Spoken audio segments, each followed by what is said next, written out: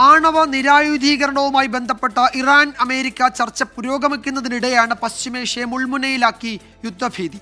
ആക്രമണത്തിൽ പങ്കില്ല എന്ന് അമേരിക്ക വ്യക്തമാക്കി. ഇരു രാജ്യങ്ങളും സംയമനം പാലിക്കണമെന്ന് ഇന്ത്യ ഉൾപ്പെടെയുള്ള രാജ്യങ്ങൾ ആവശ്യപ്പെട്ടു. ഇറാനെ സഹോദര രാജ്യമെന്ന് വിശേഷിപ്പിച്ച സൗദി അറേബ്യ ഇസ്രായേൽ ആക്രമണം അന്താരാഷ്ട്ര നിയമങ്ങളുടെ ലംഘനമാണ് എന്ന് കുറ്റപ്പെടുത്തി.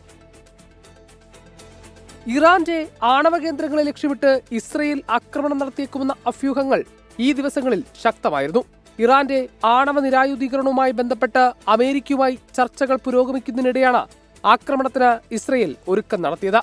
കഴിഞ്ഞ മാസം റോമിൽ നടത്തിയ ചർച്ചയിൽ പരിഹാരമാകാത്തതിനെ തുടർന്ന് ഞായറാഴ്ച മസ്കറ്റിൽ ചർച്ച നിശ്ചയിച്ചിരുന്നു.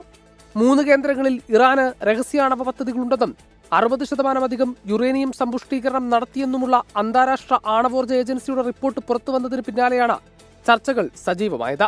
ഇറാന്റെ ആണവ പദ്ധതികൾ തങ്ങൾക്ക് ഭീഷണിയാണെന്നും ആക്രമണം ഒഴിച്ചുകൂടാനാകാത്തതാണെന്നും ഇസ്രായേൽ പ്രധാനമന്ത്രി ബെഞ്ചമിൻ നെതന്യാഹു നേരത്തെ പ്രതികരിച്ചിരുന്നു. എന്നാൽ അമേരിക്കൻ പ്രസിഡന്റ് ഡൊണാൾഡ് ട്രംപ് ഇതിനെ അനുകൂലിച്ചിരുന്നില്ല.